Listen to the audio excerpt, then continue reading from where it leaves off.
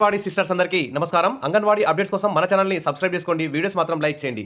ఇక వివరాల్లోకి వెళ్తే అంగన్వాడీ కేంద్రాల్లో అనేక సమస్యలు ఉన్నాయి. ముఖ్యంగా అంగన్వాడీ టీచర్ల ఆయాల జీతాలైతే అతి తక్కువగా ఉన్నాయి. ఆ ఇచ్చే జీతాలు కూడా ప్రతి నెల టైంకి అయితే రావడం లేదు. ఖచ్చితంగా ప్రభుత్వ ఉద్యోగుల మాదిరిగా అంగన్వాడీ టీచర్లకు ఆయాలకు కూడా ప్రతి నెల ఫస్ట్ తేదీనే జీతాలు వేసే విధంగా మంత్రి గారు చర్యలు తీసుకోవాలని చెప్పేసి అంగన్వాడీ యూనియన్లు అయితే కోరుతున్నారు. అదేవిధంగా ఎన్నికల హామీలో భాగంగా అంగన్వాడీ టీచర్లకి 18,000 వేతనం పెంచుతామని చెప్పేసి స్వయంగా మరి మేనిఫెస్టోలోనే ప్రకటించారు. కాబట్టి ఆ మేనిఫెస్టోలో ఎన్నికల హామీల్లో భాగంగా మరి అంగన్వాడీ టీచర్లకి ఆయాలకి వెంటనే మరి 18,000 వేతనం కూడా చేయాల్సిన అవసరం ఉంది.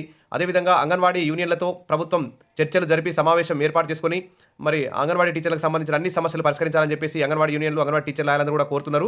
అదేవిధంగా ప్రభుత్వ ఉద్యోగులకి డిఏ పెంచారు. ఇప్పుడు ఈ నవంబర్ నెలతో జీతం అయితే పెరిగిన డిఏతో జీతం అయితే వస్తుంది. మరి అప్పుడు గతంలో ప్రభుత్వం ఉన్నప్పుడు ప్రభుత్వ ఉద్యోగులకు పెంచినప్పుడల్లా అంగన్వాడీ టీచర్లకు ఆయాలకు కూడా ఎంతో కొంత పెంచుతామని చెప్పేసి కాంట్రాక్ట్ ఉద్యోగులకు అవుట్సోర్సింగ్ ఉద్యోగులకు ఎంతో కొంత పర్సంటేజ్లో జీతం పెంచుతామని చెప్పారు. మరి ఈ ప్రభుత్వ ఉద్యోగులకు పెంచిన డిఏ అనుగుణంగా మరి అంగన్వాడీ టీచర్లకు ఆయాలకు కూడా మరి జీతాలు పెంచాలి. మరి ప్రభుత్వ ఉద్యోగులకు పీఆర్సీ కూడా నెక్స్ట్ ఇయర్ దాదాపు ఇచ్చే అవకాశం ఉంది. మరి వారికి పీఆర్సీ ఇచ్చినప్పుడు కూడా వీరికి కూడా మరి జీతాలు కూడా పెంచాల్సిన అవసరం ఉందని చెప్పేసి అంగన్వాడీ యూనియన్లు అందరూ కూడా కోరుకుంటున్నారు. మరి ప్రభుత్వం ఆ దిశగా చర్యలు తీసుకుంటుందని చెప్పి ఆశిద్దాం. ఇక ఇంకో విషయం చూస్తే సకాలంలో పాలు ఎందుకు సప్లై చేయడం లేదు? విజయ డైరీ ప్రతినిధులపై ఐసీడీఎస్ మంత్రి సీతక్క ఆగ్రహం. మిల్క్ ధరల సవరణకు నో, ఆరోగ్య లక్ష్మి స్కీమ్పై సమీక్ష అంటూ ఇక్కడ ఇంకో న్యూస్ కూడా హైలైట్ కావడం జరిగింది. కొన్ని అంగన్వాడీ సెంటర్లకు సకాలంలో పాలు ఎందుకు సప్లై చేయడం లేదని మంత్రి సీతక్క విజయ్ డైరీ ప్రతినిధులపై సీరియస్ అయ్యారు. అసలు ప్రభుత్వం కోరినంత మేర పాలు సరఫరా చేయగలరా?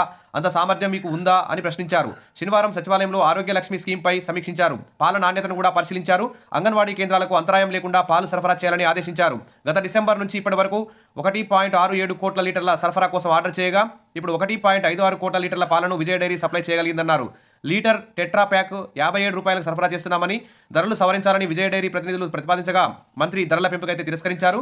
సరే 3 నెలల అంతరాయం లేకుండా పాలను సరఫరా చేయాలని, ఆ తర్వాత మరోసారి సమీక్షించి నిర్ణయం తీసుకుంటామని మంత్రి అయితే చెప్పారు. మరి పటిష్టంగా అంగన్వాడీ కేంద్రాలకు పాల సరఫరా చేయాలని చెప్పేసి ఆదేశాలైతే జారీ చేశారు.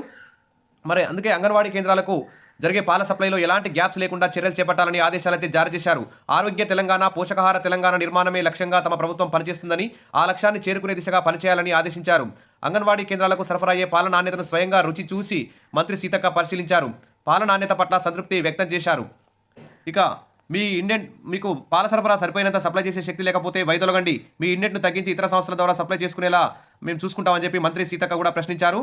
తర్వాత ప్రతిరోజు ఈ ఆరోగ్యలక్ష్మి పథకం ద్వారా 200 ml పాలను గర్భిణీలకు, బాలింతలకు అంగన్వాడీ కేంద్రాల ద్వారా పంపిణీ చేస్తారు.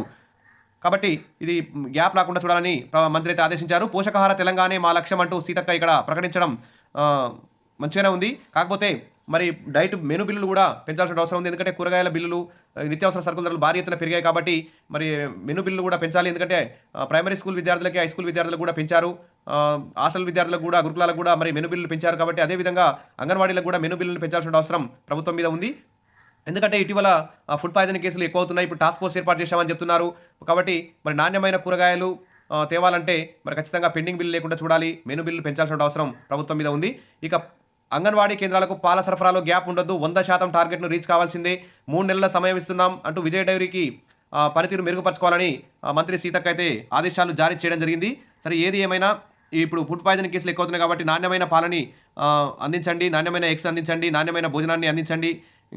మీకు ఏమైనా ప్రాబ్లమ్స్ ఉంటే వెంటనే ఉన్నతాధికారులకు రిపోర్ట్ చేయండి. అంతేగాని నాసిరకమైన ఫుడ్ అది ఇది పెట్టేసి చేతులు దులుపుకుంటే మన ఫుడ్ పాయిజనింగ్ కేసులు అయితే మన ఉద్యోగాలు పోయే అవకాశం ఉంది. కాబట్టి అంగన్వాడీ టీచర్లు, ఆయాలందరూ కూడా జాగ్రత్తగా చేయాలని చెప్పేసి సలహా. ఇక మొత్తానికైతే అంగన్వాడీ టీచర్లకి, ఆయాలకి ప్రభుత్వం ఎన్నికల హామీలో భాగంగా 18,000 వేతనం చేయాలి, ఇతర సమస్యలన్నీ పరిష్కరించాలి, ఖాళీగా ఉన్న ఆయా పోస్టులని భర్తీ చేయాలి, మినీ అంగన్వాడీని మెయిన్ చేయాలి, వెంటనే సూపర్వైజర్ నోటిఫికేషన్ కూడా వేయాలి.